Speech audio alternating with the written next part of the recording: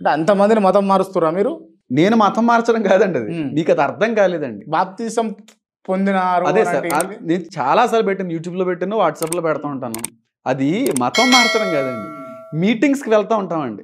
అంటే కొంతమంది పిలుస్తుంటారు పాస్టర్లను, వచ్చి 3 days మీటింగ్స్ అంటే, ఒక రోజు మీరు మాకు వాక్యం చెప్పండి, ఇక్కడికి వచ్చి వాక్యం చెప్పండి అంటే చాలా చోట్లకి మీటింగ్స్కి వెళ్తూ ఉంటాం.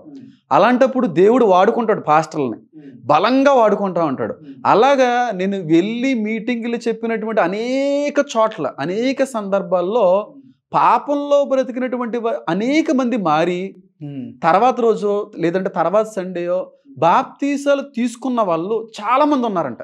వాళ్ళు నాకు అన్న ఇలా మేము బాప్తీసం తీసుకున్నామని ఆ పిలిచిన పాస్టర్ గారిలో ఫోటోలు పంపిస్తూ ఉంటారు. సార్ నన్ను మీరు వాక్యానికి చాలా మంది మారారు, సంఘంలో 25 మంది బాప్తీసం తీసుకున్నారు, 40 మంది బాప్తీసం తీసుకున్నారు, 10 మంది మారారు, నేను చెప్పితే వెళ్ళలేదు,